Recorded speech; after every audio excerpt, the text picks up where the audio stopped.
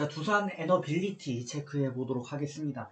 두산 에너빌리티 같은 경우는 얼마 전에 특히 11월 초쯤에 저희가 체크를 드린 바 있었던 종목입니다.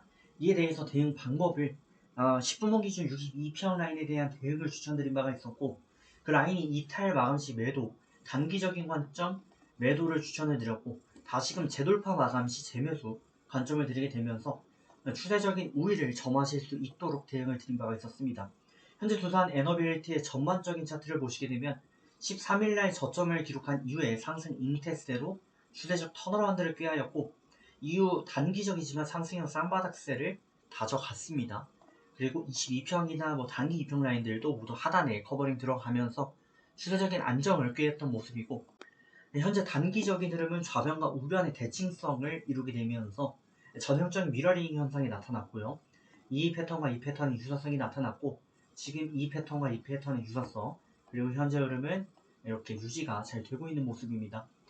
과거의 차트를 어느 정도 회귀하는 패턴이 추가적으로 형성이 된다 라고 가정을 한다면, 주가의 상단은 지금이 아니라 이 부분이 될 수밖에 없다라는 걸 가정을 한다면, 추가 상승 기대가 충분히 저희가 기대해 볼 수 있는 그런 시점 포인트에 놓여 있는데, 관련 이슈 체크를 좀 해보도록 하겠고, 대응법도 말씀을 들어보도록 하겠습니다. 자, 종목명 두산 에너빌리티 되겠습니다. 자, 시가총액은 11조가 조금 안되는 10조 7,555억대를 기록 중인 현재 상황입니다.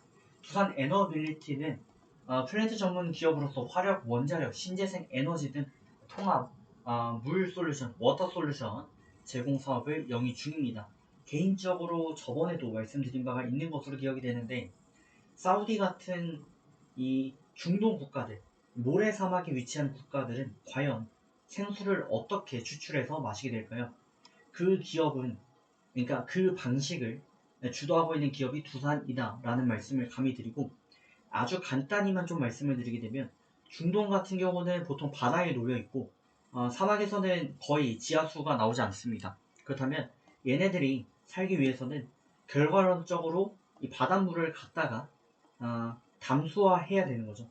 해수 담수화 기술을 활용해가지고 먹고 살아야 되는 건데, 해수 담수화 기술에서 전 세계 1위급의 역량을 유지하고 있는 기업이 두산 에너빌리티고, 실제로 제가 알기로 두바이 같은 데서는 해수 담수화 기술을 사용해가지고 식수를 해결하는 것으로 알고 있습니다. 그래서 두산 에너빌리티가 다른 나라지만 중동 국가들도 먹여 살린다라고 볼 수 있습니다. 현재 두산 에너빌리티가 이슈가 되는 부분은 수소 터빈 관련 산업이 있습니다.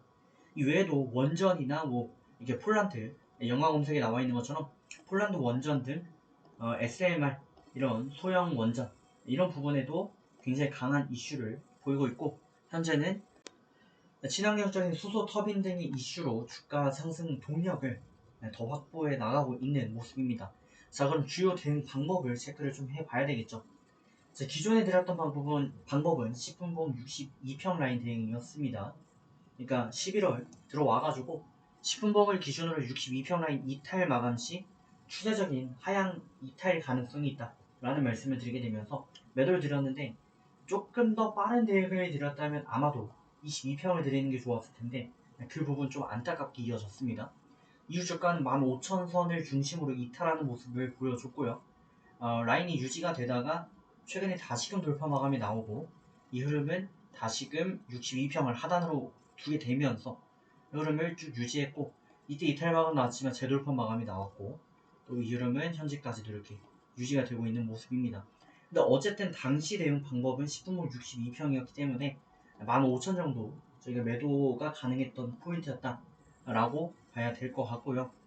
이후 추세에 대해서는 제가 추가적으로 말씀을 좀 드리지 못했었는데, 10분봉 62평 라인을 잡고도 대응이 가능했겠지만, 조금 더 여유를 두고 봤다면 60분봉 22평 대응이 좀 더 유용했을 것으로 보여집니다. 그래서 조금씩 이탈 마감은 나오지만 강한 이탈 마감이 아닌 거죠. 애매한 이탈 마감은 패스를 좀 해주시면 좋겠고, 60분봉을 기준으로 노란 라인, 22평 라인 이탈 마감이 제대로 나올 때만 매도를 해주시고, 그러지 않으면 쭉 홀딩해서 추가적인 수익 창출을 더 이어가시길 추천드리도록 하겠습니다.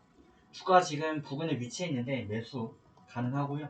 이탈 마감 시 매도, 이탈하더라도 재돌파 마감 나오면 재매수 가능하다라는 말씀을 드리도록 하겠습니다.